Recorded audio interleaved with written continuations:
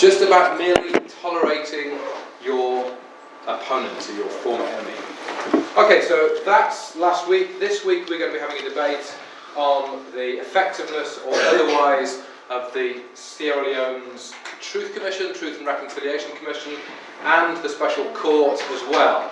As you'll recall, as you'll know, they ran not necessarily exactly in parallel, but they certainly overlapped. We're going to move on from there to what it takes to build a successful Truth Commission, the strengths and weaknesses of Truth Commissions, and back to our question of healing or societal healing.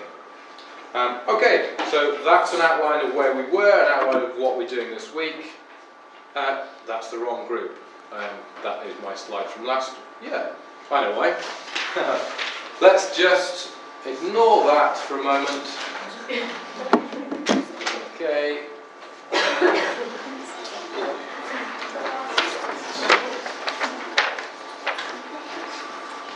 Start. Right. Let's just have the three people that are meant to be coming up for that today. And those are I have in here. So it'll be Fernanda, Dartha, and Aidan. Great. You have the floor.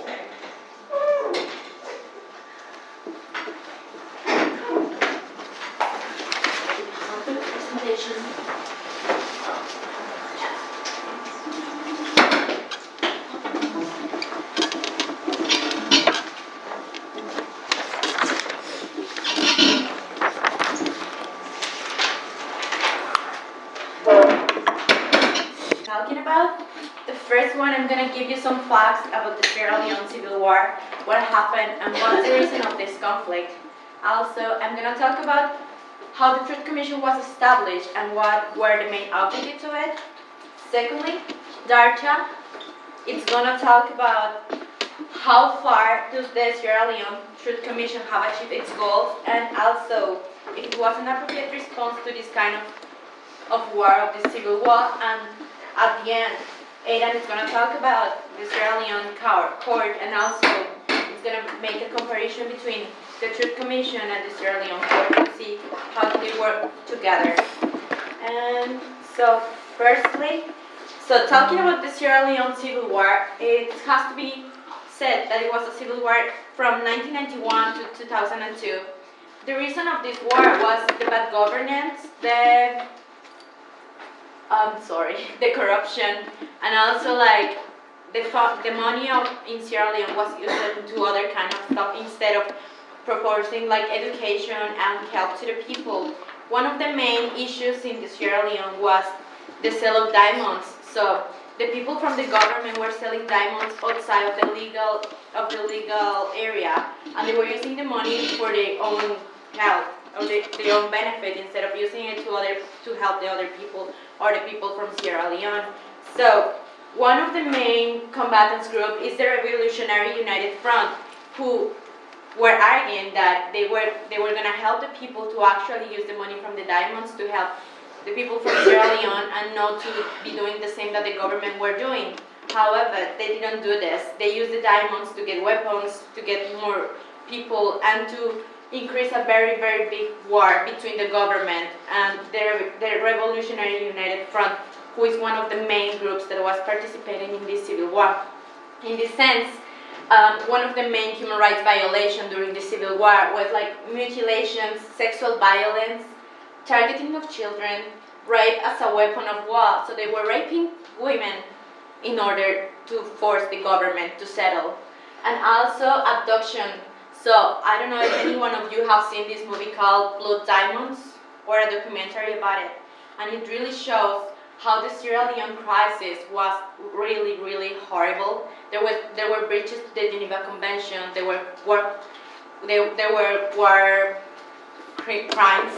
And also, I wanted to show you this that says some diamonds really cost an arm and a leg, because some people have lost their arms, their legs, and even their body, their lives, just because of a diamond, just because of something that we really found very attractive or very visually powerful. It is not only because of that. We have to really think about it, what is happening behind that. So in a sense, according to the Human Rights Watch, institution, over 50,000 people have been killed, and over 1 million people have been displaced from Sierra Leone in order of the civil war. So after all of this horrible civil war, can you imagine how the people from Sierra Leone was feeling? What was the better option for transitional justice to actually face all the feelings, all the pain, and all the losses that have been happening in Sierra Leone? And in this sense, the Sierra Leone Truth and Reconciliation Commission was created through the act of the Truth Commission Reconciliation Act in 2002. One of the main goals of the Truth Commission were the first one, to create an impartial and historical record of violation and abuses. The second one, to address impunity.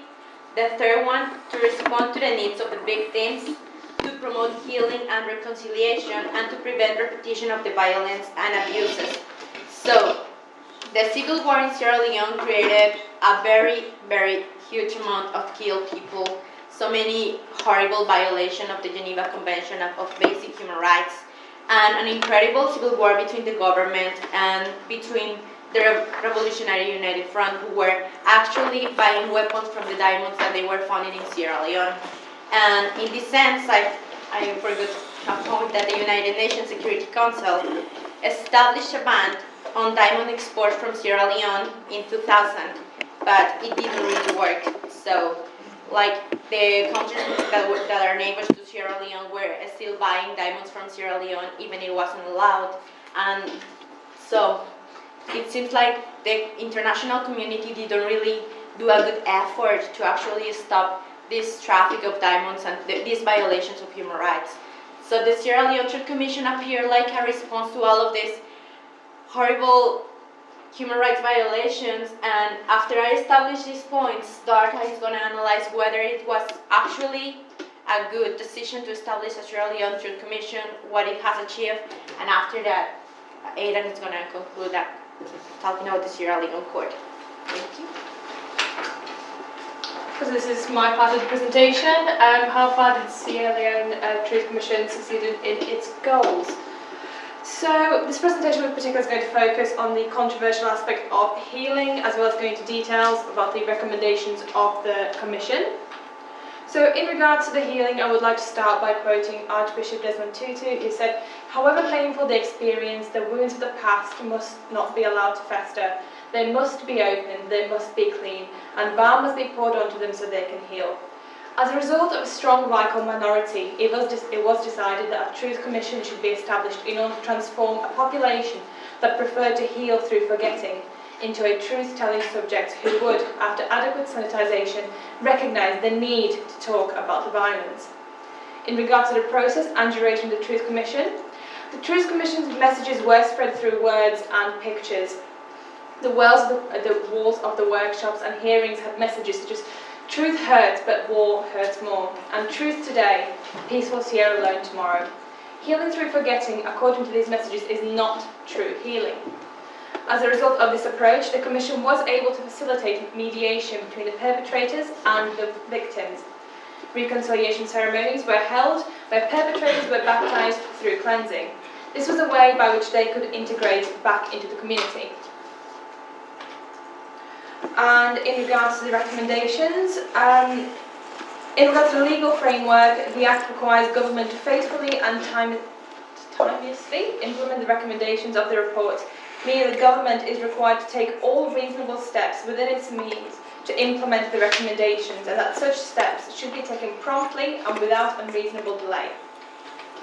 And this is just a sort of framework by which the recommendations are classified.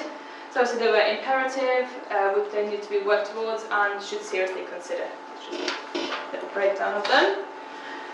So I think it's quite important to say that when witnesses were asked at hearings what they would like the Commission to include in its recommendations, they invariably responded: free education for our children, access to medical care, and adequate housing. The Commission did respond to this, and one of the examples of the things it did ask for, was free education should be provided to all children at the basic level. There should be free education until senior secondary level for specific groups affected by the conflict. In regards to sort of a more general overview of the report that was produced as a result of the Truth Commission, It was a very lengthy document. There was a lot of this. It is sort of like a keynotes version. Let's see. So the Commission found that the conflict was a result of extraordinary failure of leadership, and as a result of that, it called upon leaders of all levels of Sierra Leone to commit themselves to principles of leadership. A central cause was found to be greed, corruption and nepotism, so they encouraged a new culture of ethics and service and to fight corruption. There was established a need for individual restoration of dignity and the new rights culture. A factor behind the conflict was suppression of political expression and dissent. Therefore, they now place an emphasis on expression being the lifeblood of democracy. They asked for new and equitable citizenship to encourage patriotism. There's a proposal for a new constitution to lay foundations for a democratic society. After the Commission found that the rule of law was dead. And then prior to the conflict, provinces had been excluded by centralisation of political and economic power in Freetown. Therefore, the Commission stated the government must be seen to be establishing infrastructure and delivering health, education, justice and security services in all provinces.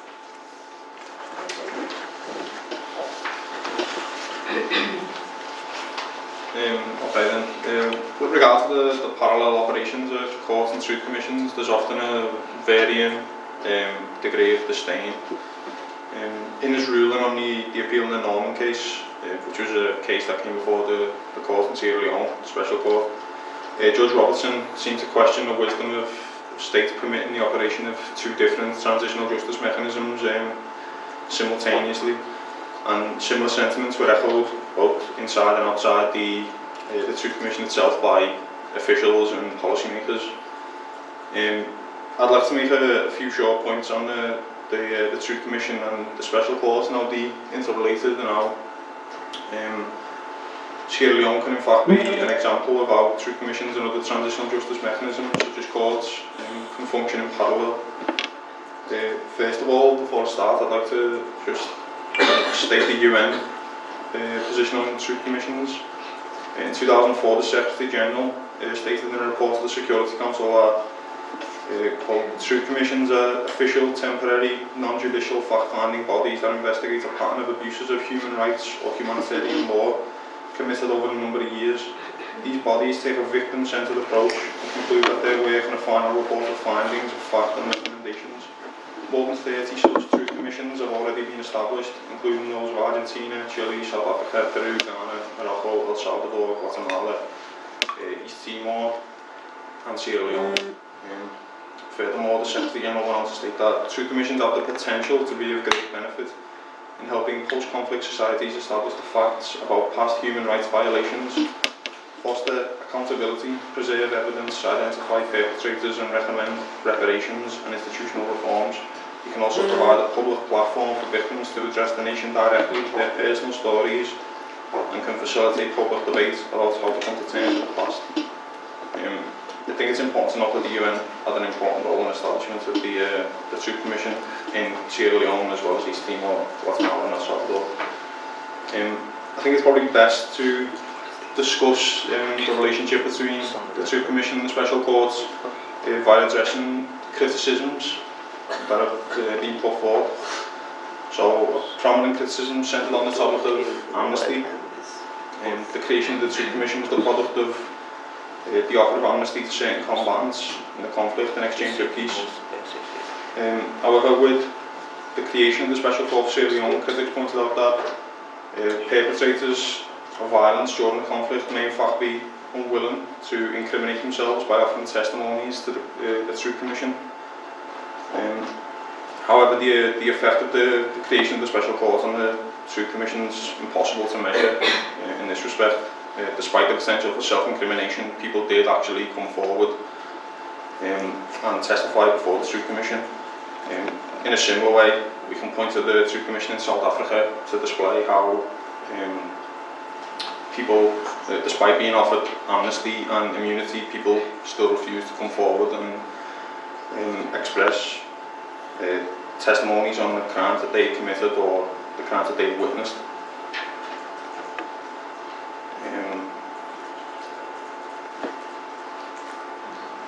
It can be argued as well that the Truth Commission actually did have certain legal powers to take action against people who refused to provide testimony when requested, or were found to have deliberately misled the Commission.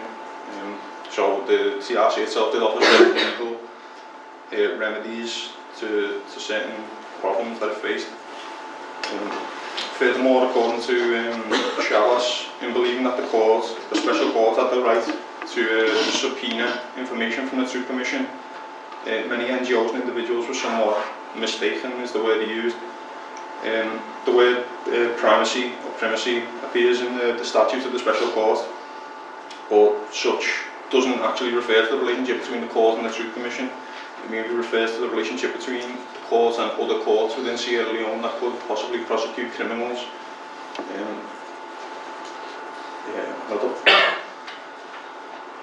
One more point on that matter is the growth of the ICC. With the growth of the ICC and the expansion of the ICC today, since the TRC was founded in Sierra Leone, the objections that exist to sort of Truth Commissions and courts running parallel, it might not be in fact possible to have Truth Commissions and courts run parallel unless we do away with Truth Commissions altogether, because there's nothing stopping the ICC from sort of bringing cases before the International Criminal Court upon what's being heard in Truth Commissions generally. The example of Sierra Leone shows that a willingness to testify before the Truth Commission is not really affected by concerns of amnesty or confidentiality. And there was one more criticism. It's that there was criticism raised about the knowledge sort of average people had in Sierra Leone about the functioning of the Truth Commission and its relationship to the Special Court. A lot of people raised certain concerns about the domestic knowledge and whether people need to understand how transitional justice is affecting them and functioning within their societies. However, we can say that such people have little knowledge about the functions of transitional justice mechanisms is of little importance really. Sierra Leone is a country of relatively high illiteracy. We also similarly don't expect Europeans to understand the inner functions of the European Court of Human Rights or the European Court of Justice. Is a deep understanding of the aforementioned transitional justice mechanisms really to be expected in Sierra Leone? What's actually important is that people understand that there are mechanisms put in place to help them achieve justice and accountability for the crimes that they've suffered. Very well done, thank you.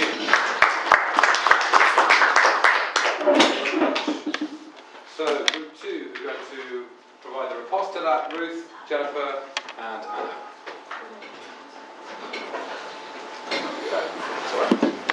Me, Anna, Lucia, Ruth, and Jennifer. And we are going to argue about that Sierra Leone Truth and Reconciliation Commission was not a successful response to the conflict. Rather, its parallel operation with the Special Court of Sierra Leone was confusing, and it was failed in its principal objectives of fostering reconciliation of the population. First, I will speak about the background.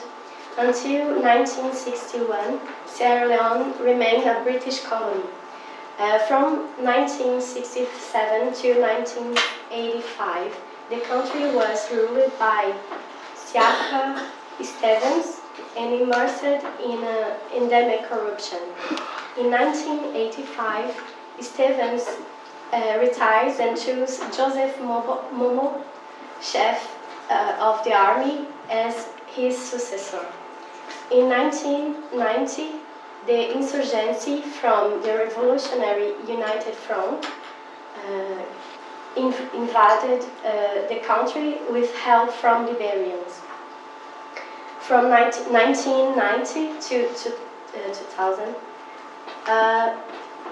Sierra Leone was severely affected by interstate war.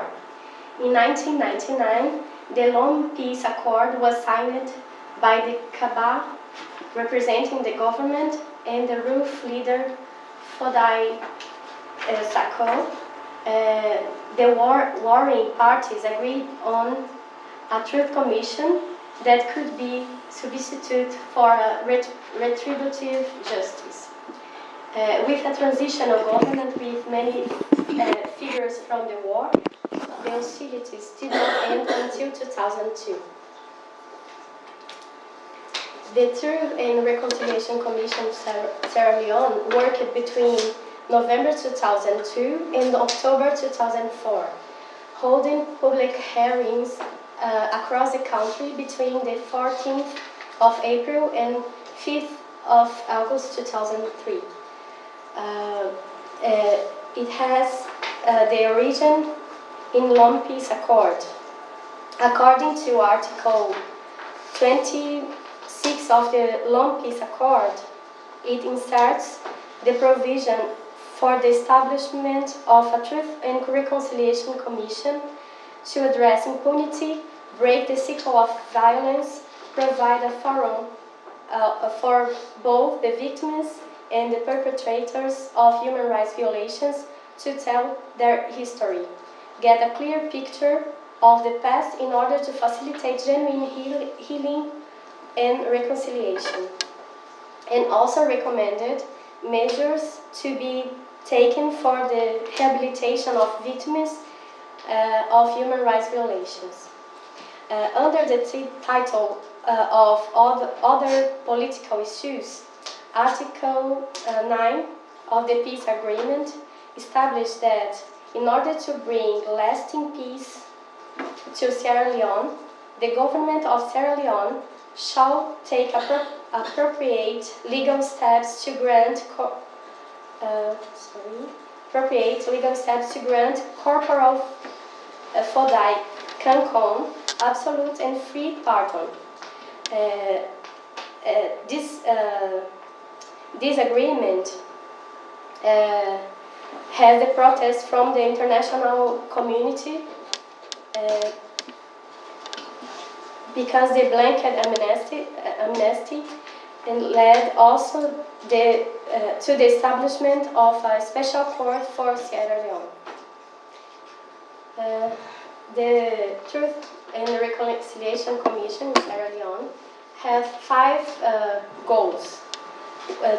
The first one is to create an impartial historical record of violations and abuse, to address impunity, to respond to the needs of the victims, to promote healing and reconciliation, and to prevent a repetition of the violations and abuse suffered. Now I will speak about the special report called Rethinking Truth and Reconciliation Commission, Lessons from Sierra Leone, made by Rosaline Shaw, that reports some issues from the Truth Commission, Truth and Reconciliation Commission. She says that despite pressure from local NGOs and human rights activists for a Truth and Reconciliation Commission, there was little popular support for Truth and Reconciliation Commission. Most ordinary people preferred a forgive and forget approach. With the spirit appeal of forgive and forget approach, derived from local strategies of recovery and reintegration that were never seriously addressed in Sierra Leone Truth in Reconciliation Commission. Civilians had fear of retaliation by perpetrations and government reprisals.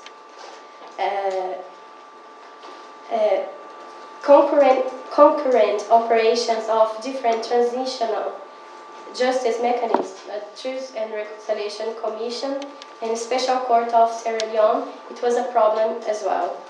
Sierra Leone Truth and Reconciliation Commission valorized a particular kind of memorial practice called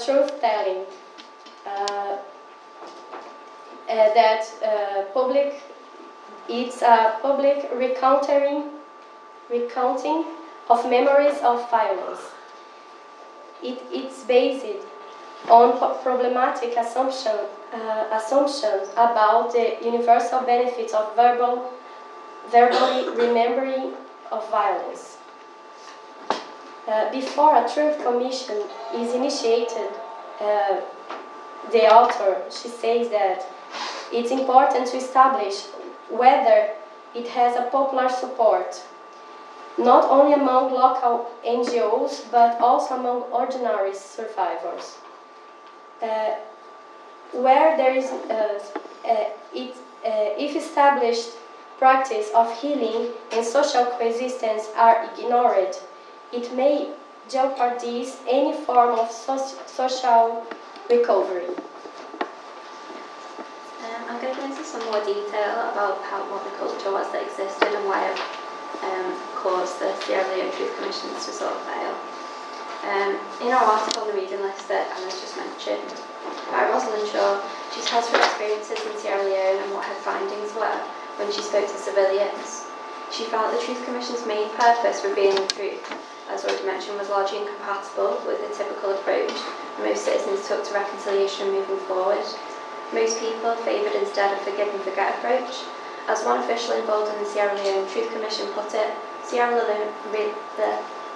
Leone people were not interested in what happened and didn't happen, they just wanted peace. Most people that Shaw asked during her research were very divided about the Truth Commission and truth-telling, and she found that almost without exception, people wanted to forget. Indeed, the Commission was seen as an obstacle to the forms of healing that communities had adopted and favoured. For example, the communities employed a process called social forgetting. In Sierra Leone, speaking of the violence, especially in public, is viewed as encouraging its return. People might discuss the war within their families and inside their houses, but would often remind each other not to put it outside and thereby risk endowing it with reality. There were concerns that to speak of it outside would exacerbate social tension and trigger more violence both in a physical sense and a spiritual sense. During her 2002 field research, Shaw found that social forgetting had been a cornerstone of techniques of reintegration and healing for child and adult ex-combatants in northern Sierra Leone. Geroyd Miller's research into the experiences of the people in Makeni returned very similar findings. During his research, he found that few residents of Makeni found truth-telling to provide either a cathartic experience or a sense of justice. He described what he termed as an aesthetic of secrecy, as a network of interrelated social norms that operate to generate a social structure around the control of knowledge. He said that the local people he worked with tried to constantly micromanage information in an attempt to control the potential outcomes of each interaction. He describes that upon first arriving in Makeni, he often felt as though he was being told just enough to feel informed, but not enough to know anything specific. Communication in Sierra Leone placed an emphasis on controlling as opposed to transferring information. He also cited religion as one of the main reasons for the cultural incompatibility of the Truth Commissions in Sierra Leone. It appears as though the way in which people in Sierra Leone interact with religion is markedly different from how people interact with religion in the Western world. In Makeni, God was very real in the lives of locals. It is believed that God imposes his will on a daily basis and on the minute events of life. They believe God to intervene in reality and determine the course of events. In practical terms, or at least in relation to the truth-telling practices of the Truth Commission, this everyday power and reality of God, of a power outside and above man, limited the importance of simple processes like personal forgiveness. To many in Makeni, it is not man's role to choose forgiveness, it is man's role to bear and leave all to God. Many in the West, and particularly in the United States, believe in God, but this belief is largely balanced with convictions about our own personal agency. People see themselves as independent actors responsible for our own behaviour, seeing decisions regarding choices to forgive and forget or to impose justice as ours to make. This cultural difference in relation to how religion impacts on people's lives to a large extent undermined the Truth Commission because the citizens of Sierra Leone did not see it as their place to forgive and therefore saw little use in rehashing the details of the war. Another cultural characteristic that Miller pointed to explain failings of the Truth Commission concerned the media presence surrounding them. He pointed out how in South Africa, The Truth Commission was the subject of a lot of media attention, and argues that this attention gave the Commission a much-needed national profile. In contrast, Sierra Leone's Commission attracted little to no media exposure. The public hearings, with their limited audiences, became the primary means of reaching the population, and with a literacy rate of only 36%, any printed media was largely useless. All in all, it appears as though the forming of the Truth Commission Sierra Leone was a culturally ignorant choice, and in fact caused more problems than it solved in terms of helping citizens to heal.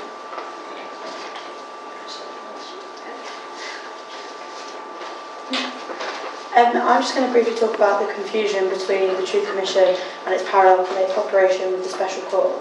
And as was mentioned briefly before, ex-combatants are reluctant to speak at the Truth Commission, and this was down to the confusion of it taking place at the same time as the trials in the court. Due to delays, the statement-taking phase of the Truth Commission took place at the same time as the court indictments. This simply meant that ex-combatants did not want to speak at the Truth Commission through fear that what they said would then be used against them by the courts. Additionally, the court focused only on prosecuting those who bear the greatest responsibility. Therefore, it was confusing for both of them to run at the same time. Many have amnesty from the court and so did not understand why they would be giving evidence at the Truth Commission. This, coupled with the fear of anything they said at the Truth Commission being used at the court, means that the Truth Commission could not fill its mandate, as those giving evidence did not trust either body and would not be wholly honest. Although not intentional, there would have been overlaps between the two bodies. There were former workers of the Truth Commission who later got jobs at the court, and some were even witnesses for the prosecution. This means that inevitably information would have been shared between the two bodies and would have influenced proceedings. There was also a lot of focus put on defining the relationship between the court and the Truth Commission, yet it was a problem that was never actually solved, meaning that there was always confusion surrounding their relationship and that its mandate would not be fulfilled because there was always such a big question surrounding how it worked in relation to the court. Simply saying that the two would not interact was just not enough. In 2003, there were 3 prisoners who were indicted by the court and were then asked to give evidence at the Truth Commission. And it was originally ruled that they'd not be allowed to speak at the Truth Commission, but on appeal it was decided they could, just not publicly. This wasted a lot of time and resources and took away from what the Truth Commission was trying to do. Although a decision was reached, it was not before the case had to be heard at the appeals chamber of the court. The parallel operation of the Truth Commission deflected from not only the Truth Commission, but also the court, damaging both bodies' ability to function smoothly. It's confusing for them to coincide their operations, as people have differing opinions as to which one is the most important. The Truth Commission originally budgeted at $10 million, but due to poor donor efforts, it received less than $4 million. People were more interested in supporting the court than the Truth Commission. Not only did the two compete for donors, but also for workers, and overall there just simply was not enough resources for the two to work at the same time and be efficient. A lot of grand statements are made about what the Truth Commission would achieve, but in the end they were just a lot of words. It did not manage to fulfil its mandate. There was a lack of one-for-one and it was overshadowed by the court. Without the support of the people, the Truth Commission simply could not achieve all it had hoped. And from research done into the transitional state of Sierra Leone, people wanted a lot more economic progress and they wanted to be able to trust, have faith in their government and move on, and the Truth Commission just didn't do that with them. Okay, thank you. Thank you very much. Okay, some very provocative words from those two excellent presentations. Let's have a discussion about what you thought of that. So, let me just get one of the quotes that I liked here. A culturally ignorant choice. Provocative, fair, correct? What do we think? What are your thoughts on the Truth Commission in Sierra Leone? Those of you that didn't present, what were your reactions to that?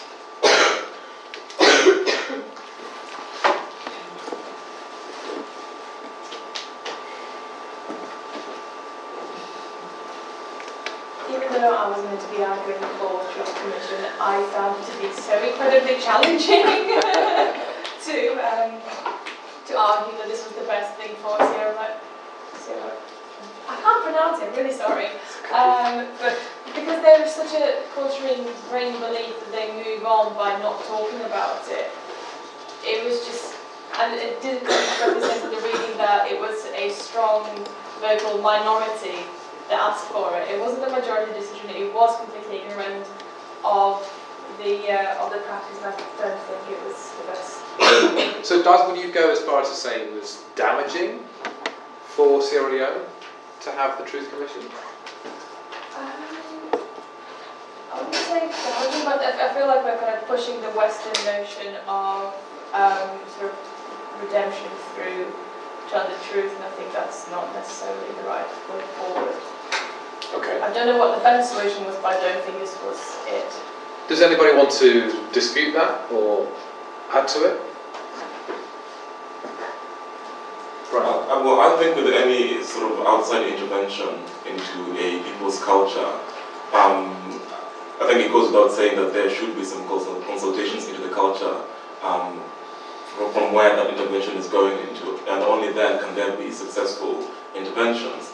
So, if sort of we were asking whether the Truth and Reconciliation Commission was an appropriate response to the conflict, I don't think we can definitively say that it was not or it was, because was there sort of a need for it in the context of Sierra Leone? Absolutely.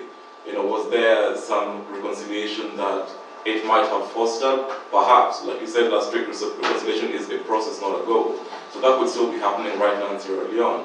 But the biggest criticism was that the whole concept of social forgetting of the communities that just was not consulted, when it's such a fundamental aspect of their reconciliatory process, is perhaps for me the biggest sort of crippling part of that.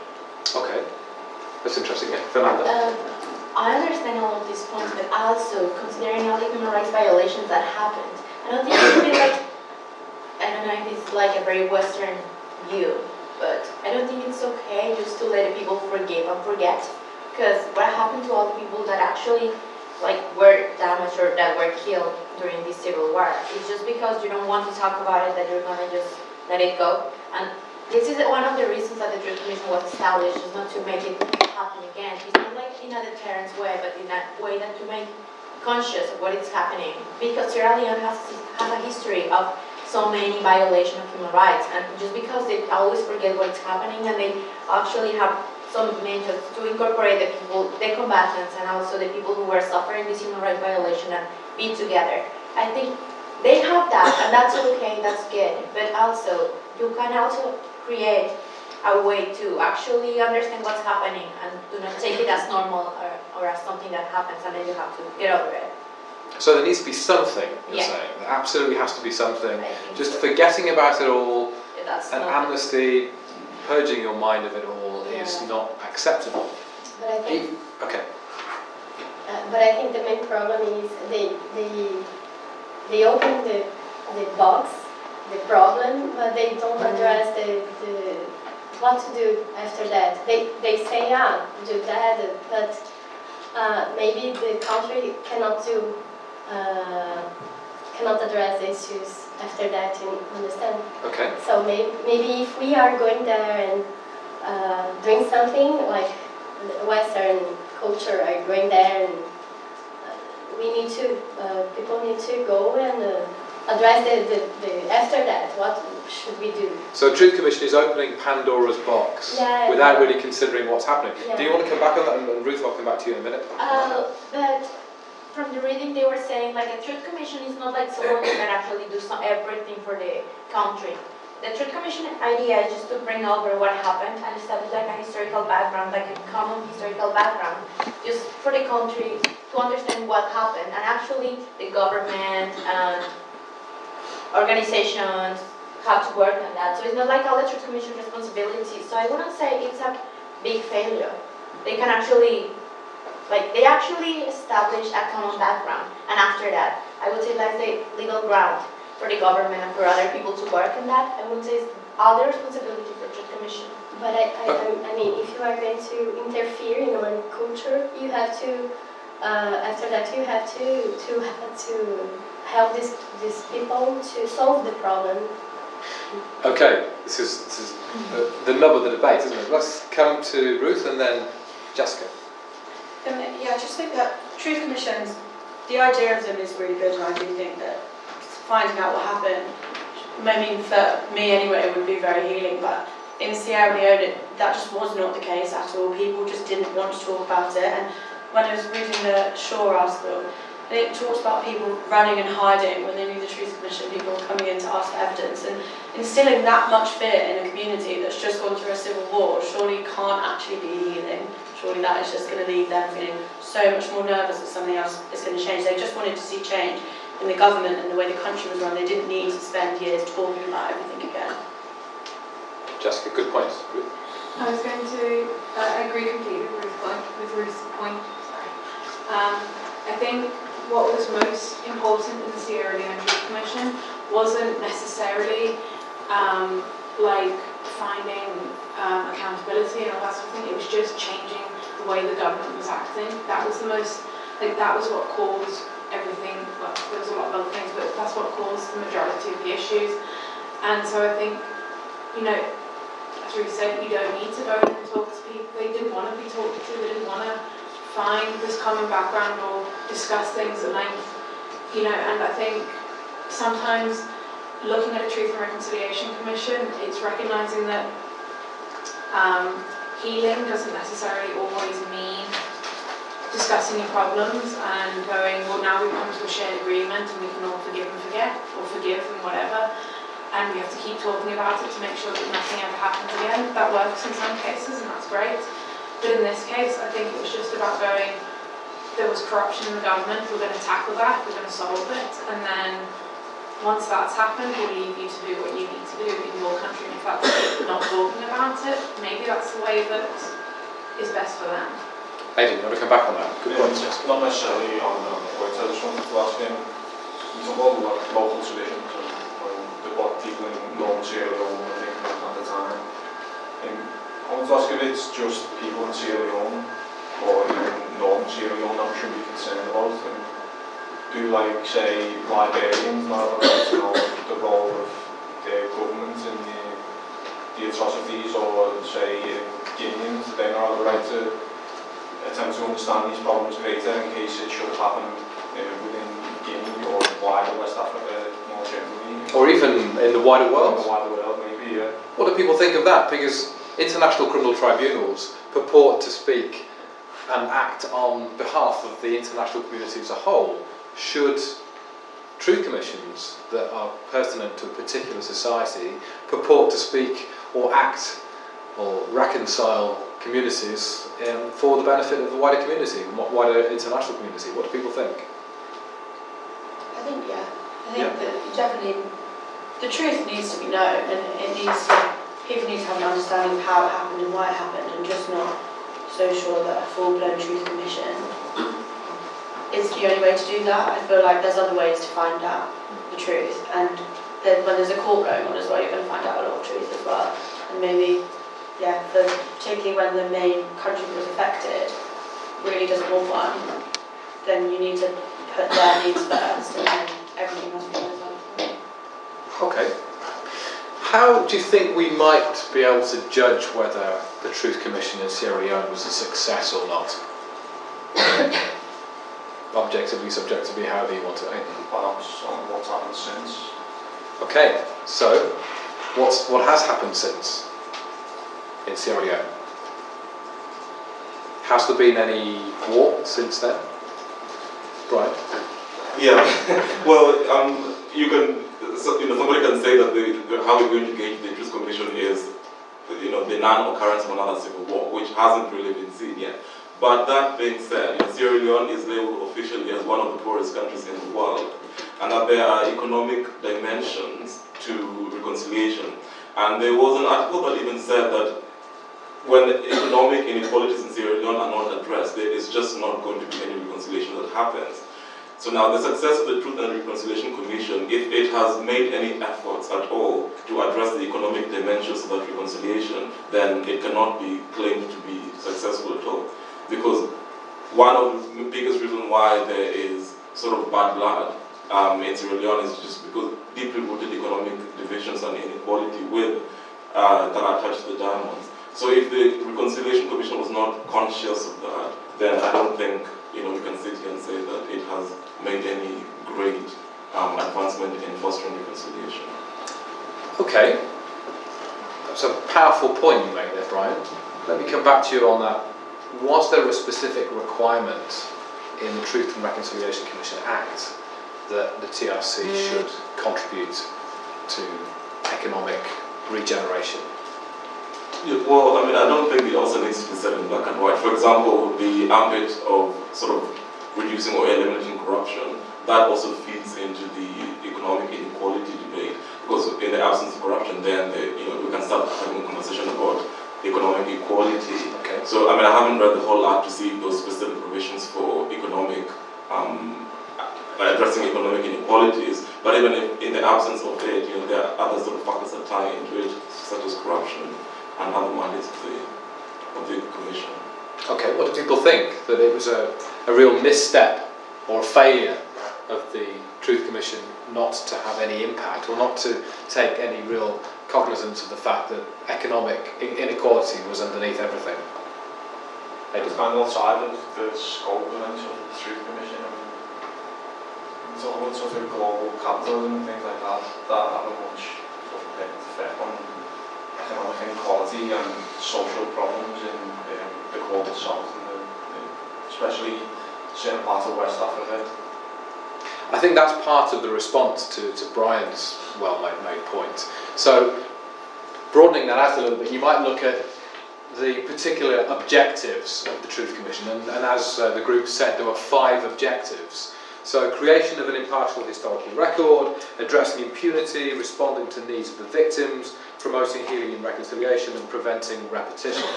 Now, we could go through each of these aspects to see whether, to a lesser or greater extent, there was success.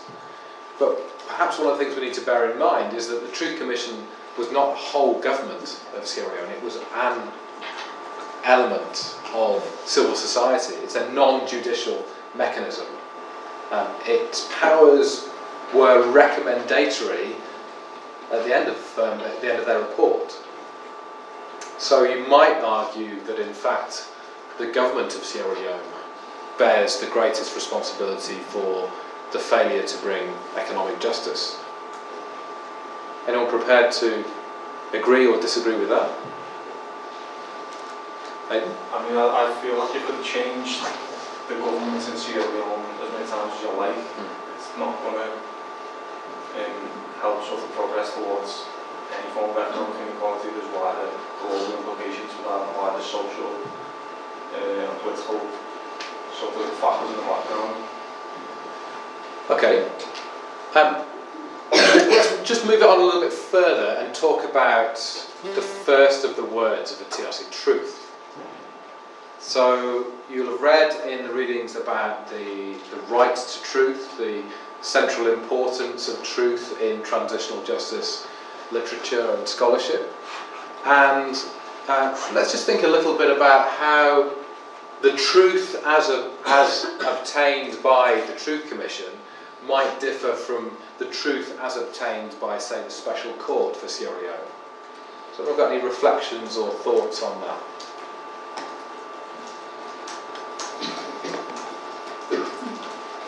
Just want to say to the point about actionability. Okay. So of course it can act on it. Whereas the Truth Commission is just pretty much, there's a database for you to look at.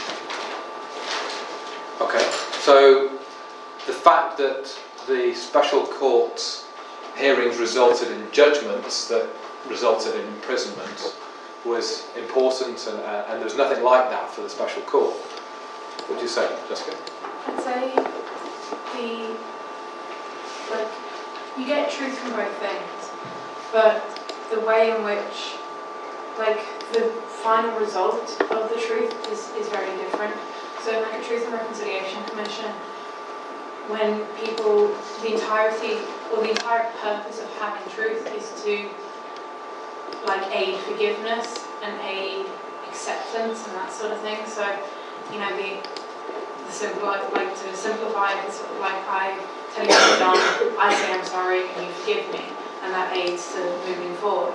Whereas truth found in court environment is, there's two ways. One is either you're fighting, the person who's been convicted of something, they're fighting saying, no, I haven't done this. And so there's not that sort of acceptance. Or the second instance is just sort of, you kind of, by finding out the truth, or the court finding out the truth, whether or not the person has accepted it or not, ends in, you know, an imprisonment or something like that, which then aids towards deterrence and sort of, as well as like a form of, at least in the Western world, a form of justice. You know, we see justice as you've done the crime, you're punished, and that's your, like the rest of the world can see that, and then they're not going to do it themselves. So there's just two different forms of truth, both I think are valid and both I think are important in in post-conflict environments, but I think the nature of the truth that you're gaining is fundamentally different. Okay. Yep. That's it. I think I would disagree with Cal about sort of, you know, the sort of special party, you know, can result in persecution and so on, and the Truth Commission, that's, you know, it just seeks the truth. Well, the Act places the duty on the government to implement the recommendations made as a result of the Commission, and there were some pretty serious recommendations that had to be made, so yes, it's not a prosecution, but there's still a legal duty to make a change. So I think you can't say that one results in prosecution, therefore it's better. What about the scope of the hearings in contrast between the Special Court and the Truth Commission? So the Truth Commission dealt with the universe of crimes over a period of time in Sierra Leone. And the trials dealt with the particular individual criminal responsibility of named individuals relative to specific incidents. What can we say about those different objectives? And what can the public learn? What can the society learn about those different processes, do we think? I think the Truth Commission found there was a fundamental issue with the form of governance. I mean, they declared the rule of law to be dead. To the sort of the normal person in the place. That's probably not going to mean a lot for someone from like an academic or overview level. I mean, that's a pretty serious failure from a country. So therefore, it's got a sort of much wider scope. It's that breadth of scope that's interesting about a Truth Commission, you might think. So rather than just focusing on the perpetrators and the individuals that are accused before it, it has a much broader scope, not just on the victims, but also on the government, on other stakeholders within society, civil society perhaps, people from outside, whether it's Liberians, whether it's people from other parts of the world, other parts of West Africa. I just wanted to talk a little bit more about the contrast between how Truth Commissions appear to focus more on victims in contrast to how trials focus on perpetrators. What do you think might be the usefulness or the consequences? Let's take usefulness out. Forget I said that. What are the consequences of focusing on victims in the Truth Commission's report?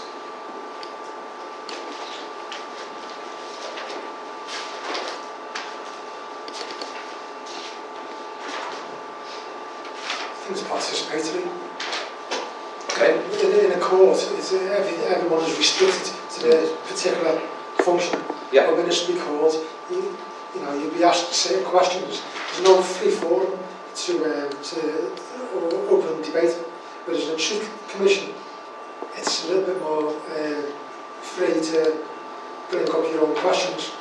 And what are the consequences if you're a victim of being allowed to participate? Well, you feel like you've got a voice, okay. You're being heard, and that psychological effect of saying, I'm not happy with this and I want to be heard. In a court, you don't get that opportunity. Answer the question, that's it. So it's important for the victims to know that they're not being ignored. Good point. So participation. Brian, you wanted to come back? Well, I think a possible consequence of focusing on victims in Truth and Reconciliation Commissions is that if the Commission doesn't have a very strong witness protection program, for example, then sort of a victim participation in a Truth and Reconciliation Commission could make the difference between life and death. You know, because there could be sort of public testimonies that are given, and if there's no, and I think that's one of the key challenges of reconciliation commissions. If there's no sort of strong witness protection programs and the society is still charged quite a bit, then it could be the difference between life and death. But I also think that in a special court, when they focus on the perpetrators, it is also, the special court is seeking retributive justice. So it is focusing on the perpetrators in the hopes that there's going to be some retributive justice that sort of occurs upon them. And then that is also, I feel, quite intricately linked to the victims, because these perpetrators are not they're not acting in isolation of society, because they are sort of representations and sort of the heads of sometimes the societies, because they are the rebel leaders, for example, and they're even the presidents in the case of Charles Taylor. So because they sort of have icon status in societies, they are also intricately linked to the society, and thus if retributive justice occurs upon them, then in a sense that can also trickle down for society's perceptions. And that maybe ties into questions of impunity, and addressing impunity was one of the aspects, one of the goals, the 5 core goals of the Truth Commission. If you read the scholars' works on Truth Commissions, and particularly Shaw's work, she talks, as you've already pointed out, Group 2 in particular, that there's really very little in Sierra Leonean culture to do with this concept of Western confessional, psychoanalytical telling of the truth. But interesting, if you go into a bit more detail, and I had the good fortune to go to Sierra Leone and meet some of the people in Sierra Leone. I interviewed Rosalind Shaw as part of the work that I was working on for the British Institute at the time. And she was telling me that, together with another anthropologist, the fact of the closing ceremonies, and I'll just maybe give you a bit more background, so I think there are 12 different regions in Sierra Leone, give or take, and there were hearings lasting several weeks in each of these locations, and then there was a closing ceremony. So the hearings consisted of people being questioned, victims, very few perpetrators, being questioned by the panel. And those hearings were not particularly well liked, or they weren't responded to particularly positively. But when it came to the closing ceremony, the final closing ceremony in Freetown and some of the closing ceremonies in each of the provinces, that was where there appeared to be more of an effect on the local population. Aidan, you wanted to come up? There were. Yes, there were communities that totally boycotted it. And there were certain consequences of that sort of undercuts the argument of participation. If you're going to boycott it because you don't believe that this is a genuine goal to just seek the truth, you need revenge, you need retribution. But look, what I thought was interesting in speaking to Rosalind Shaw about how the final closing ceremonies went, were that they were much closer to the traditional, cultural, even tribal ceremonies that they were used to in Sierra Leone. And that was where there was this outpouring of exchanging forgiveness versus redemption and confession, in a way that wasn't seen really in the ongoing hearings. We'll have a short break there for 5 minutes or so, and then we'll come back to widen the debate out into general truth commissions. Okay, thank you. Yeah, so we'll come back about 8 minutes past or thereabouts.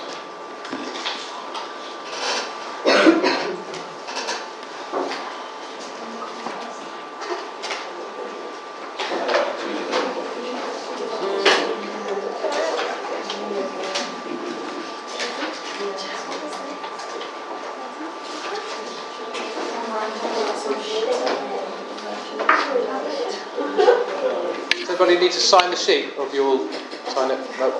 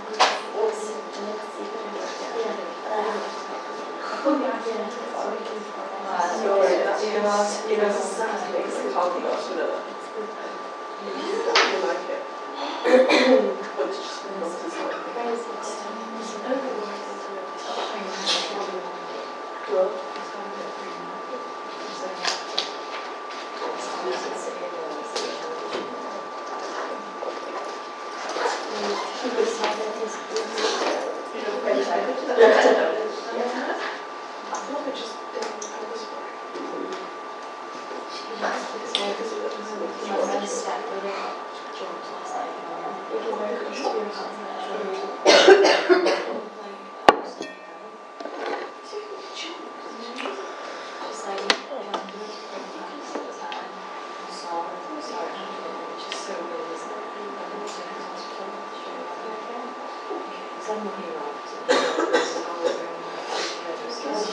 go to London, what's that?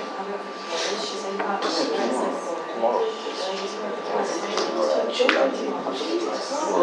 After what? What's the same? 9 to 11. Not to 11. My boss is at 11:50, so I'll have to rush to get it. And Only you. Only you. you write something. Do you need to do some presentation?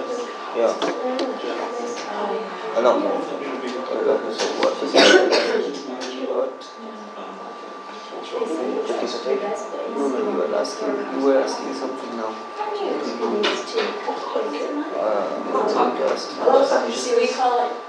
From London or something. no, yeah, yesterday we don't have it. Yeah. Maybe I mean, my feeling is very good today. I couldn't sleep.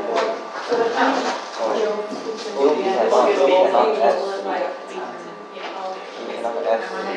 to understand. Why? You miss your home or office? You miss home. So I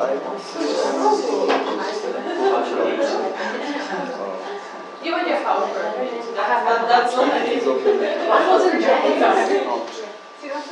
Then after coming back to one, because I have few problems. absolutely fine. Go to the internet. Because you cannot say the private And I of didn't feel scared or anything like that. I think it's solely because it's similar. we came in and it was just like, Have you oh, what's that you prepare? That's a very big hole. Prepare And then it was, what it's care like we never saw it. you cannot stand I'm thinking of like obvious, like damage. Understand your words. It's kind of, because it's in there. I don't know if you did it. You know, you look. I know. So it's just to choose.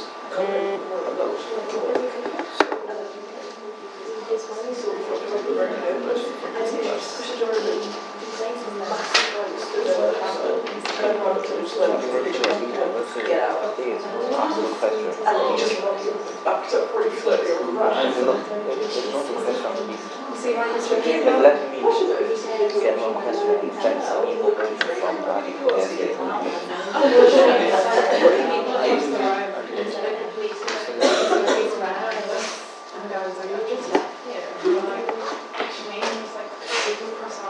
So I think they should have some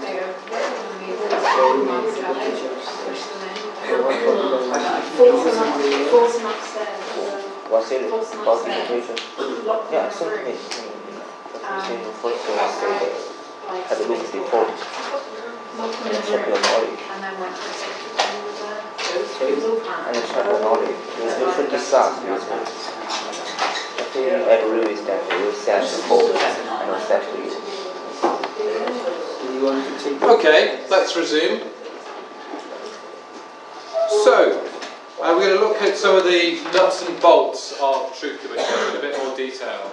And then we'll finish off on some more philosophical questions, as is our want here in the Transitional Justice module. So, how is a Truth Commission established? What are the different ways in which a Truth Commission can be established?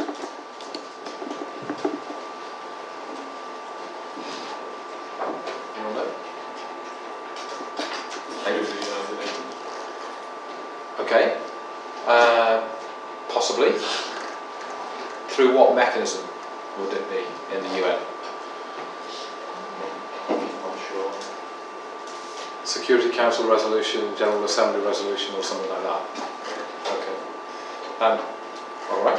Fernanda? Usually, as the Truth Commission is a very national, or should be a very national organism, it could be established by a legislative or executive act. Okay, So yeah, you that's were- what I'm getting at. So it's either national legislation that's gone through the respective parliament of that particular country, or it's some form of executive decree. So, which might be better? Fernando, do you have a preference? Should it be the legislature or should it be a decree?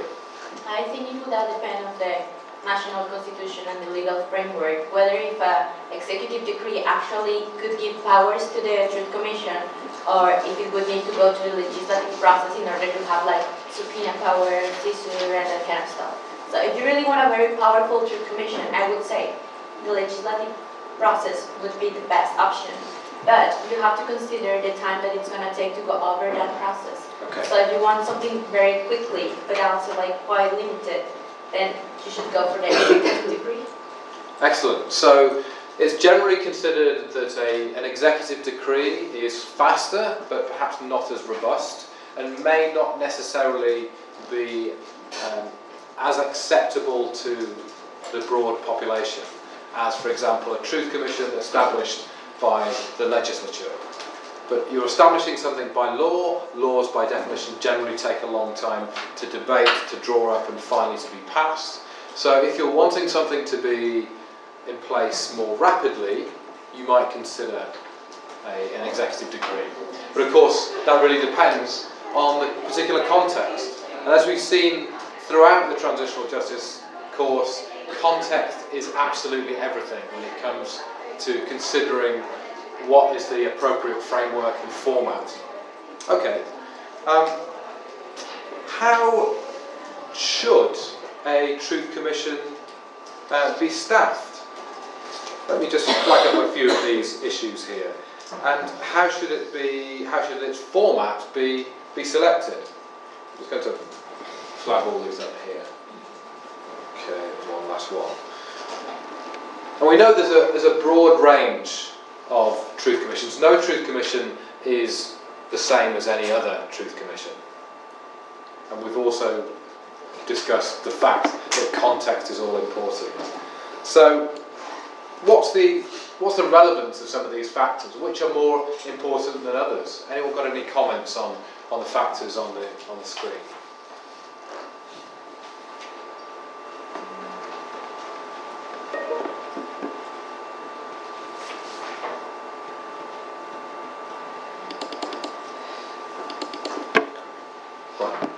What I was hoping that there would be sort of a bullet point for a sort of consultative process of establishing a Truth Commission as one of its core principles, because consultation, especially with victim communities, because then that lends some legitimacy to the Truth Commission. Have you read my notes? That's exactly what's coming next. Okay, so let's talk about that as you've raised it. So, what should a consultation process look like? What should it involve? Who should it involve, and why? Well, it can take the form of, for example, sort of organizing workshops or seminars where sort of victims, especially those that are severely affected by the violence, come and either to understand the sort of the function and the place of the Truth Commission, and then to understand sort of its aims, objectives, and mandates. Because through that understanding, then the victims will be more sort of willing to come forward and give the perspectives and opinions. Good, really good. So we need consultation for a Truth Commission to stand a chance of success. Truth Commissions require legitimacy, like all forms of transitional justice mechanisms, but they also, to acquire that legitimacy, they need to put the stakeholders, the victims, the other members of civil society at the heart. And they need to be able to have a forum in which they can feed back their opinions on the proposals. And as Brian has said, these are through workshops, community meetings, town hall style meetings. They may or may not all be accepted. Highly unlikely that every meeting will end in unanimity. But the whole point is that it's a broad base of consultation. Okay, and that, as I've just said, is to do with the importance of the legitimacy of these Truth Commissions. Okay, let's go back to some of the bullet points that are on here, but I'm glad you raised that, Brian. What do we think about the political context of a country when it is thinking about the Truth Commission? What does that need to be? Why? There should be a political will from the government to actually help the Truth Commission to access to any files that they might need, and also to give sometimes power in order to interview or do research regarding the violation of human rights. So the government has to be very engaged with the Truth Commission, given independence, but also given it power to actually achieve the research and the objectives that have been established for the Truth Commission. So there needs to be, as we've put on here, operational independence given to the Truth Commission to allow it to go out and interview witnesses, to subpoena witnesses that don't attend voluntarily, to go and search and to seize information so that it can have the best possible chance of a broad investigation. What about the relative stability of the country? Does there have to be peace? Does there have to be absolute stability in the country, or what do you think? I'd say that there definitely has to be stability. Because if it's teetering on the edge of going back into conflict, and then you're making civilians come and give evidence, or you're making ex-combatants come and give evidence, it could be catastrophic. Because if the country hasn't taken any steps in moving past what happened, then there's no way people can just walk around saying the truth and everything that happened. It would just... Good points, Ruth. So, yeah. Could we also argue the opposite at the same time, that maybe the threat of instability could be a reason to organise a Truth Commission as sort of a, what's the word, counterbalance, a trade-off? So are you talking about in terms of the peace negotiations, one of the conditions was the establishment of a Truth Commission? Maybe like even just socially, maybe there's been a history of sort of insurgency or sort of like a long-term civil disobedience that potentially could sort of spiral out of control or increase generally, so that the government is willing to sort of offer things in exchange for that not happening. Okay, that's an interesting point. What do we think? Does there need to be absolute stability, or at least significant stability, or is it possible for a Truth Commission to be one of the steps on the road to greater stability and greater peace? I would say there should be significant peace or instability in order for the Truth Commission to actually get independence and to be respected by the society. Okay. Because otherwise, if there's still a war or a kind of combat going on, then the Truth Commission cannot really achieve their goals because they don't have any powers to actually bring the victims or to protect the victims, as Brian was saying. Like, it's very important to have witness protection. And if there's no peace, then you don't really have the tools to achieve that. So I would say it's necessary. I think the general consensus is there needs to be broad-based peace before Truth Commissions can practically operate. And it's the practical operation of these mechanisms that is perhaps the most important.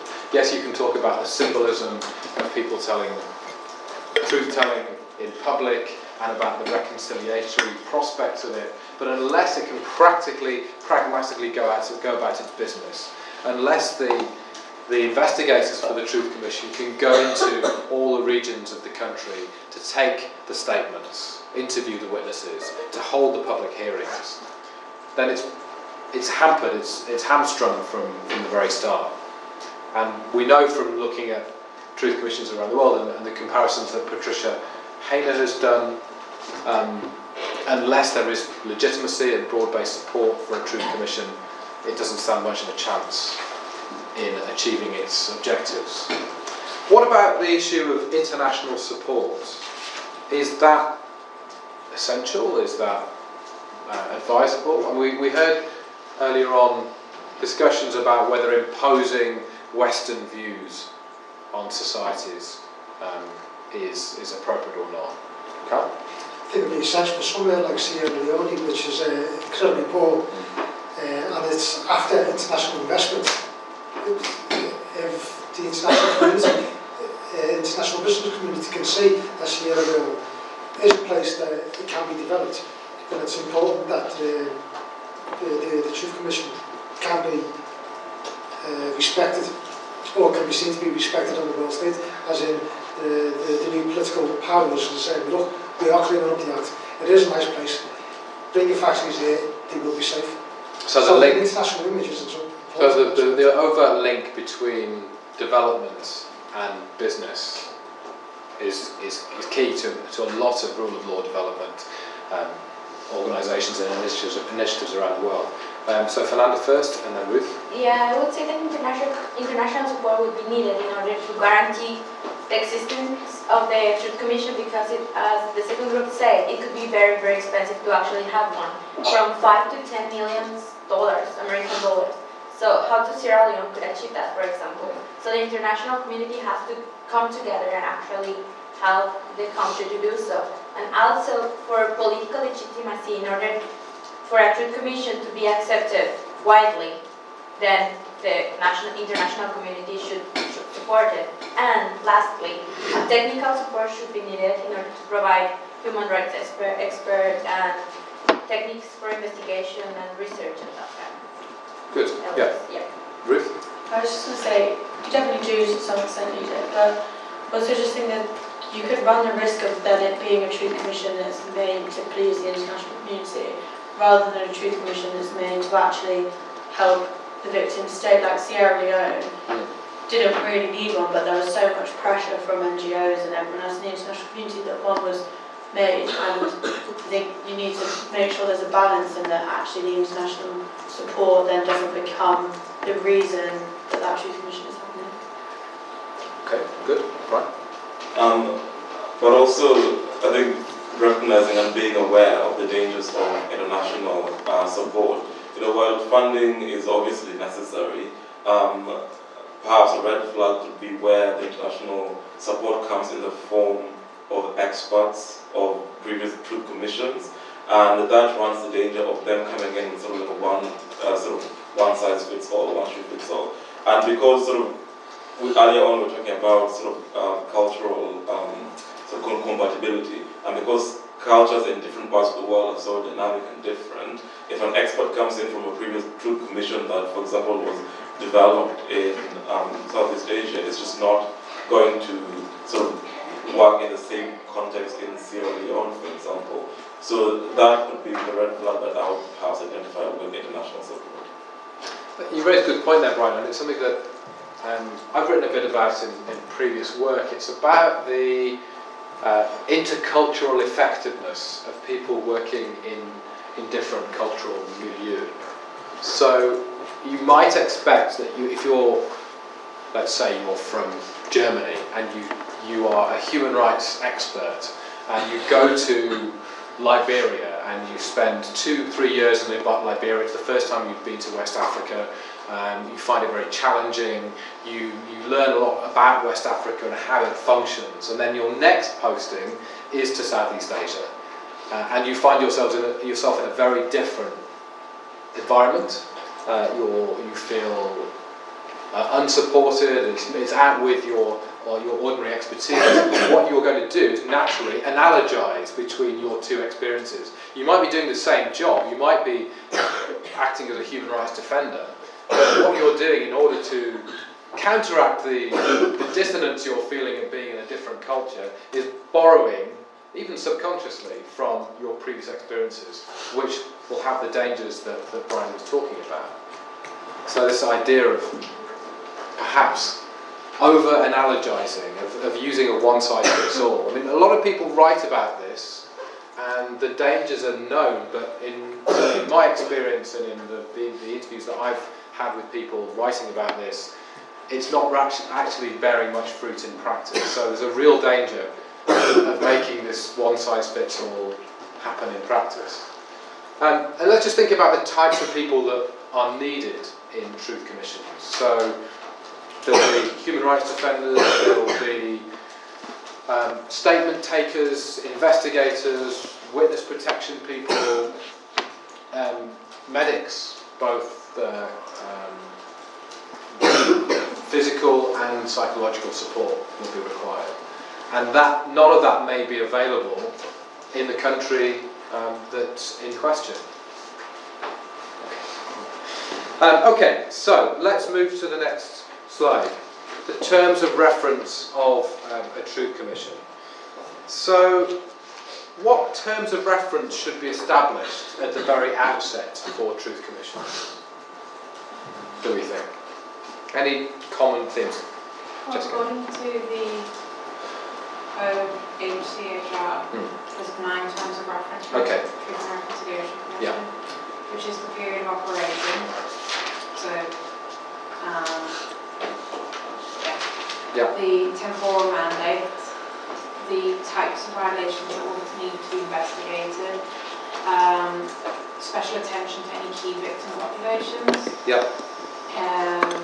key activities that the Commission is expected to undertake, any powers that the Commission is expected to have linked to any amnesty or prosecutions, and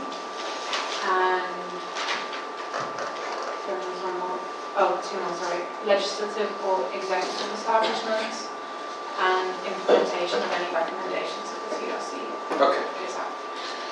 So those are the main, well, most of the main bullet points I've got on the screen. So in terms of the period in which a Truth Commission should be operational, what is preferable, what is advisable for Truth Commissions generally? And obviously it will differ from context to context, but... Fixed dates. Fixed dates, why is that? Because you want to narrow the focus so you can actually get the job done. If it's open-ended, then complaints can just become mid-process and you'll never end. So not an open-ended, it needs to be fixed. I think in the literature they talk about anywhere between 18 months to 2.5 years with fixed periods of extendable 6 months or several months thereabouts. Short-term extensions. Okay, so it needs to be a fixed period of operation so that there's an end in sight, so that the people that are testifying there realise that there's a workable solution, a workable goal at the end of it. In terms of the mandate, how should the mandate be drafted? What periods of time should the Truth Commission cover? It should it should cover the period when the nation faced the worst or the greatest violation of human rights. Yes, so the mandate for a Truth Commission should not leave out any dates that are key to the particular aspects of violence that occurred in the conflict. Don't leave out any key periods, or don't leave out any of the violations. It's the next point really. Don't leave out any of the worst violations. Make sure you have a representative sample account. I think Hillsborough comes to mind. Hillsborough, we said you can't investigate anything past 4:15. Yeah. That was a scandal that went on for decades. Yes. So that's something that's not just happens in Truth Commissions and inquiries, but it also happens in trials, in criminal trials. So when you're, as a prosecutor, when you're deciding what to prosecute, and if there's a huge array of different crimes that potentially you could prosecute, for example, if it's a war crime or a crime against humanity, you need to have a representative sample to ensure that the criminality, the conduct of the accused is appropriately and fairly represented. Otherwise, as Cal's pointed out in relation to Hillsborough, there will be scandal, there will be criticism, and there will be victims whose violations fall outside that temporal mandate or that subject matter mandate are not covered, and that would be a real scandal for them. Okay, in terms of the powers, how should a Truth Commission operate? We've already talked about this, no need to rehash it. Obviously, statement taking, subpoenas, investigation, search and seizure powers, and things like that. The one thing I do want to talk and spend a bit more time on is the link to amnesty and the link to prosecutions. Now, the Sierra Leone Truth and Reconciliation Commission was somewhat different to the South Africa Truth and Reconciliation Commission. So now, anyone know why? Or how, rather? I think the South African granted amnesty that came forward to speak about the crimes, whereas in Sierra Leone, obviously, the overarching threat at the court and potential prosecution, people came forward to speak about their crimes. Exactly. So, in the South African Truth and Reconciliation Commission, there was amnesty for crimes committed. What type of crimes, do you know? So the crimes had to be of a political nature in South Africa, and there had to be not just that particular crime under the subject of consideration, but there had to be, on the other side of the equation, a full confession, full discussion of the crimes. What do people think of that granting of amnesty in exchange for truth? Similar to criminal court, you know, if you plead guilty early or whatever, you get commuted sentence or you get reduced sentence. But you'll still be punished. Yeah, but you know, you're getting, you know, it's an encouragement to come in and confess and get it all done with and say, look, if you come in and confess, you know, he penalises to a certain smaller standard. Otherwise, we're going to chase you down anyway and we'll catch you and you'll get the full sentence. Okay. Yeah. Any thoughts? Any other comments? I think amnesty is a very difficult one because it doesn't. It's very debated as to whether or not it works and whether or not it's actually effective. I personally don't think that it's effective at all. I think you need to have, you know, as was said in, I think it was by Aidan in the presentation, you know, even with the threat of the court, there was a lot of people who still came and spoke, like in the Sierra Leone, with the TRC and everything like that, and who still wanted to have that discussion, whereas in South Africa, even with the amnesty, you know, there was a lot of people who didn't come, and as well, there's amnesty is very like mixed within the international community, solely because a lot of people think that it's not, like you're basically forgiving, or you're granting impunity for like war crimes, and the international community didn't like it, and I think there's only been, I can't remember which article it was, I think it was the Amnesty International one, there's only been 3 out of like the 38 or 40 odd TRCs that actually granted amnesty, so it's not a very popular choice at all. Okay, Cal, you wanted to come back? There's also something important. People need to be given amnesty for society to move on.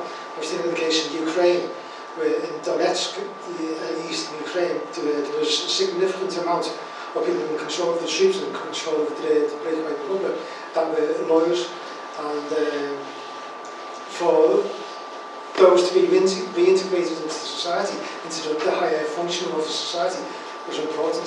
So even though it hasn't happened now, if Ukraine were to come back into one place, which I don't think will ever happen, those people need to be given an amnesty, short of, you know, serious grave crimes. Okay. Fernando, you want to come back and then Brian?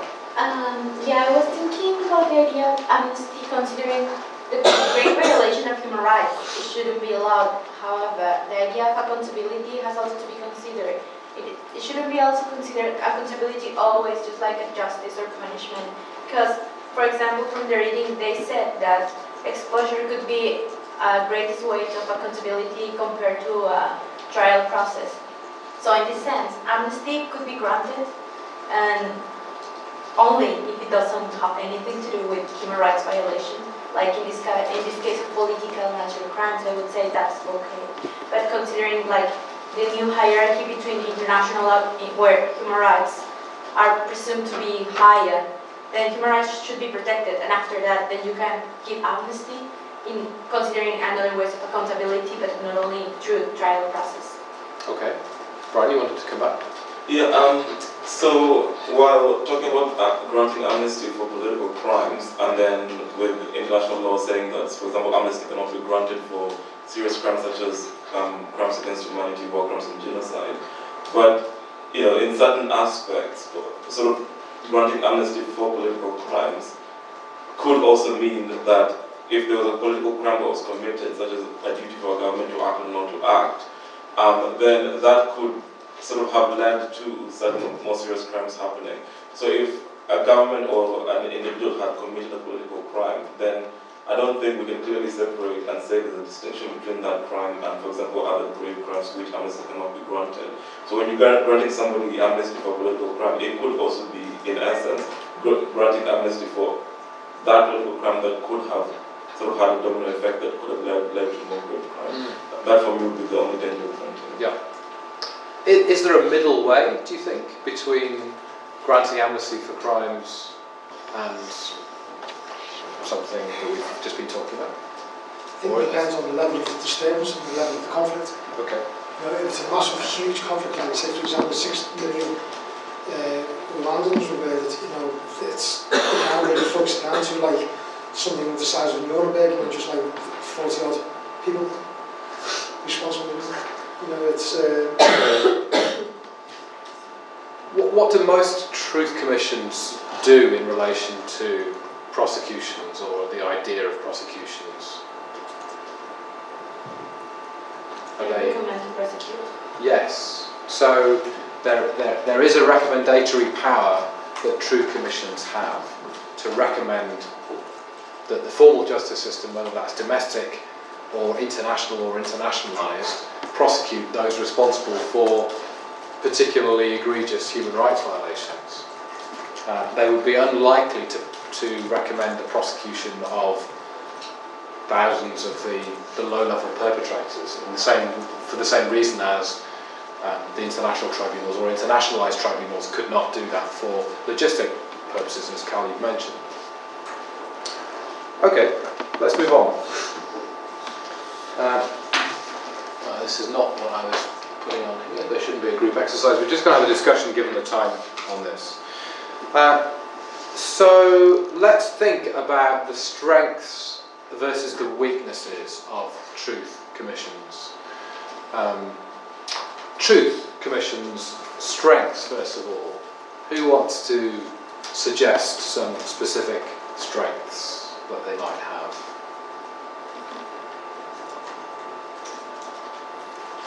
In cases where a country is in a state of turmoil following human rights violations or sort of a different level of war, often because of sort of residual power held by the previous government, it's often not a possibility to pursue sort of a full-blown prosecution. Therefore, the Truth Commission sometimes is a good middle ground between doing nothing and then sort of full-blown prosecution. So it's kind of to appease both sides. So it's sort of contextually more feasible than a trial, and it's morally more palatable than doing nothing. Okay, yeah, good. What other strengths might there be? I potentially help avoid in terms of history and truth which will benefit people in the future, looking back on what caused certain problems or what caused violence or mass atrocities and so on, and how possibly potentially learn from it. So good, that speaks to what we're talking about, the comprehensiveness of truth, that it was historically established, it was legitimately established, should I say. Good, yeah. Any other strengths of the Truth Commission? It focused on the victims, and from the reading of the last week, it said that Truth Commissions bring back the conflict to those who participate in it, and it helps do a national reconciliation. Okay. Focus on the victims helps with the concept and perhaps the practice of reconciliation.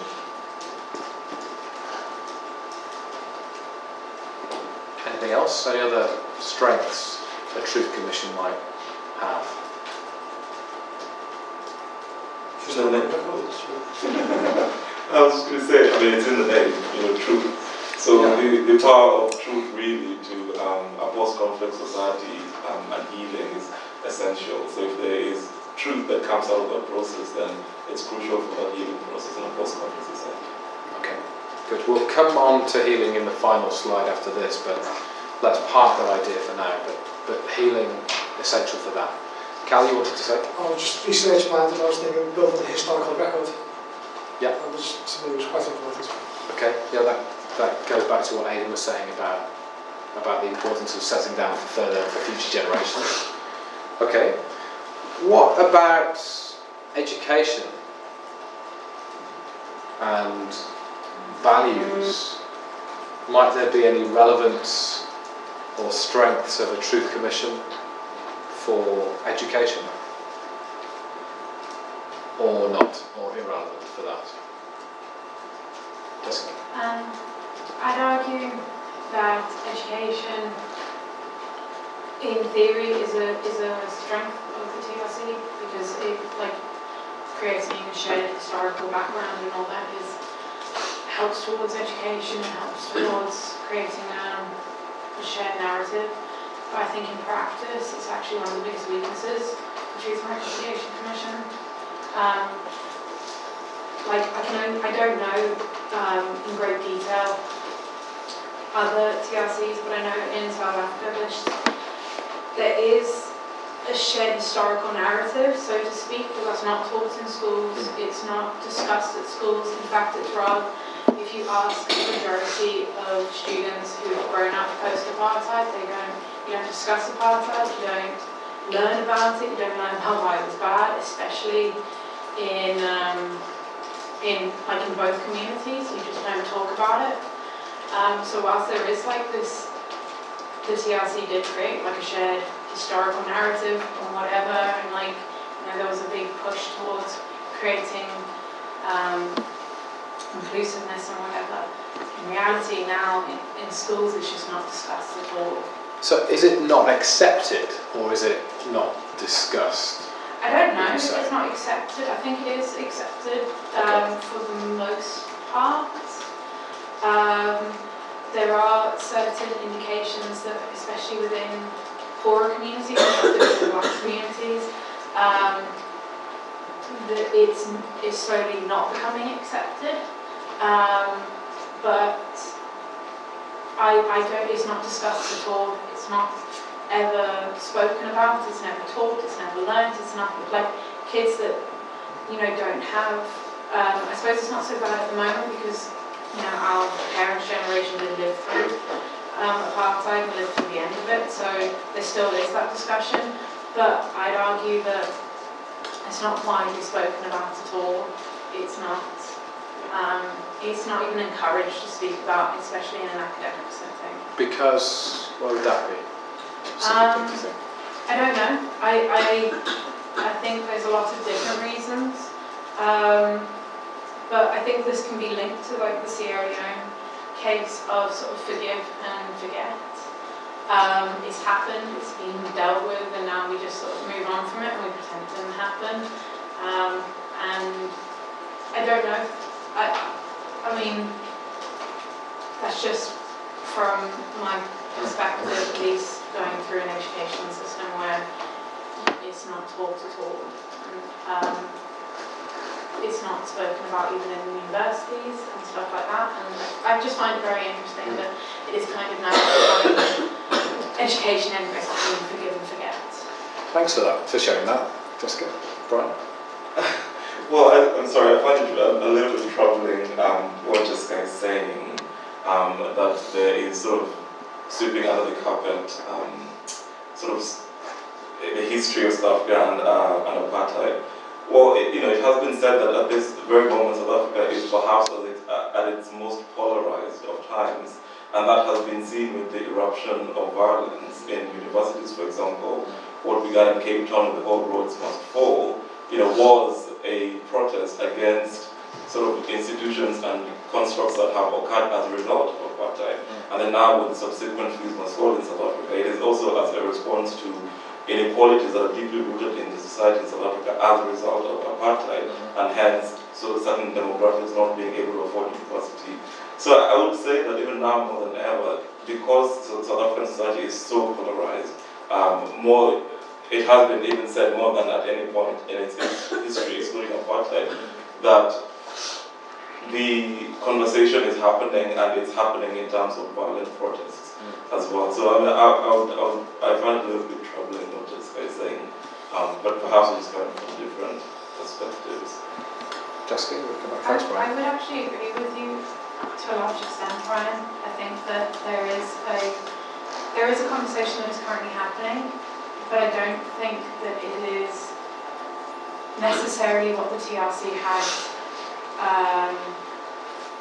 in its mind when it was creating a shared history and a shared narrative. I think that whether or not it's because of inabilities of the current government to adequately improve the lives of a lot of people, and whether there is that economic sort of barrier that needs to be discussed more so than maybe the racial aspect now, I don't know.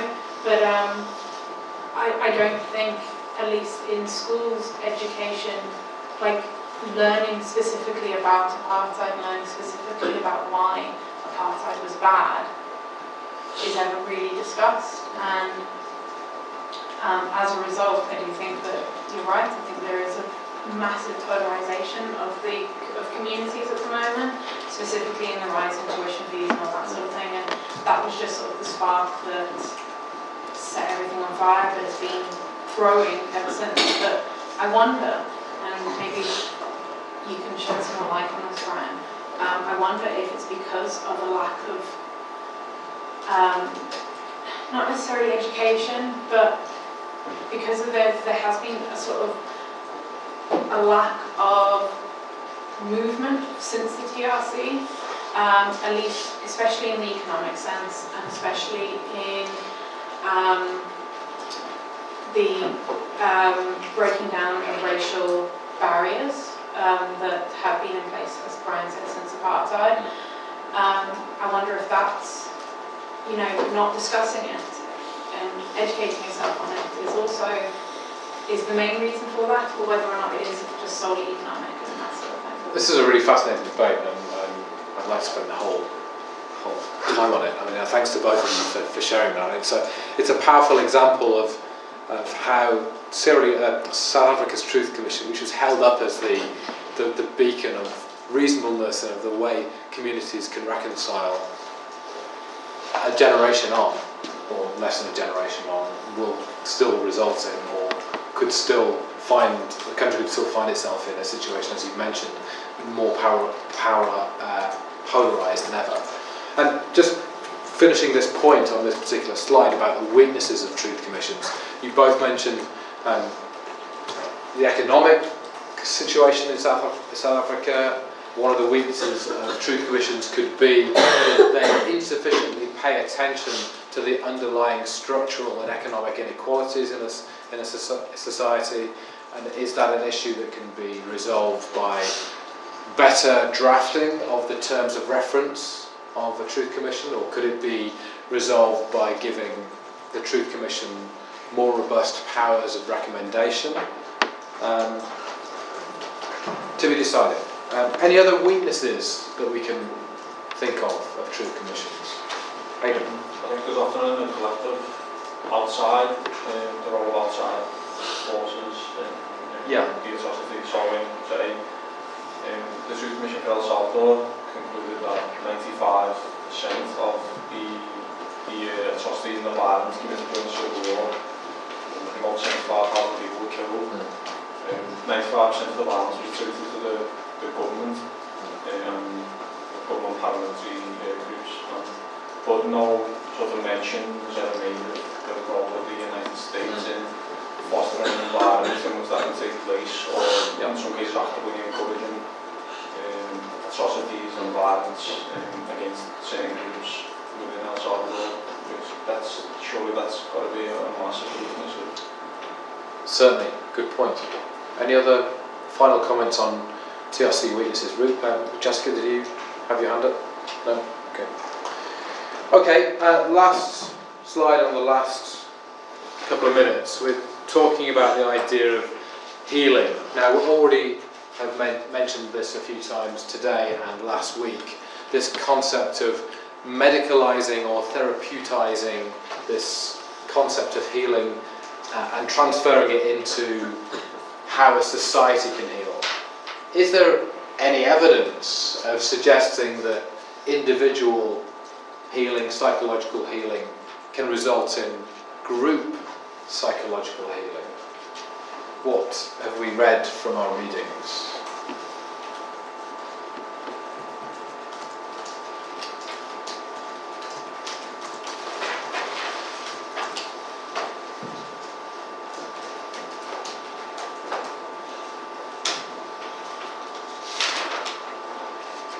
What do you think?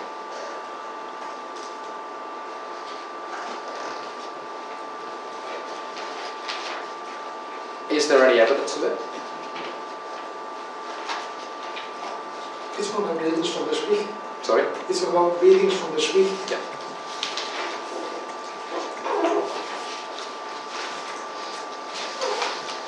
I'm just talking about Mendelow's paper in particular and how he talks about the core assumptions about the validity of truth-telling. And he talks about the fact that there is limited, very limited evidence that individual catharsis or individual healing actually translates and can be extrapolated into group psychology healing.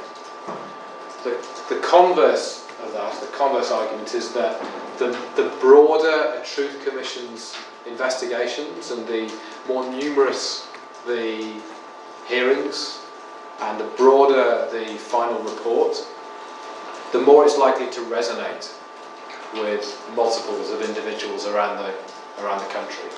It's where it's perhaps not very representative, where there wasn't sufficient outreach or dissemination of the Truth Commission's report, that there could be a very limited, if any, group psychological impact. And we know now to perhaps taken with a pinch of salt is too strong a word, or too strong a description, but we know to treat with some caution this concept of healing.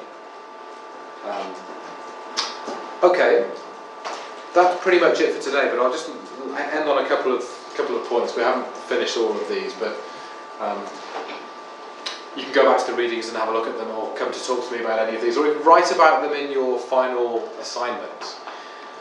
I'm conscious that one of the things that you might be thinking after these last three sessions is that it's much easier to criticise and much easier to find arguments against the particular transitional justice mechanisms than it is to support them. Does anyone else have that feeling? Yeah? Why do we think that is? Because there's no one way that's going to help, there's no one way that's going to heal us. A country that's gone through something like a civil war, and so everything you ever could possibly do, there's always going to be drawbacks of that, because you can't please everyone when you're doing things, it's just that on a greater scale. Absolutely. This is not an exact science, it's not an easy business trying to deal with mass atrocity and the problems that inflicts on society, economic, social, cultural. So no wonder we're finding it easier to criticise these institutions than we are to say these are the best things since sliced bread. But I'd encourage you to keep optimistic in your thinking, at least optimism tempered with critical analysis. Now next week, Padraig is going to come back. Okay, now the problem I'm having with my slides today is because I lost my keys, and the slides that you're seeing are the slides from last year, so this isn't exactly the slide that I want to put up. Seminar 10 ideas, forget that. You don't need to worry about that. Padraig will come back next week. I don't think there'll be any presentations for you to do next week. There are one or two people yet to have presented, they're lying low, I can see. So I'll be pointing you out for the final presentation, hopefully. Any questions of me at any stage, don't hesitate to come and drop in my office hours, and I'll see you for my final presentation, I think in 2 weeks' time. Okay, have a good few weeks.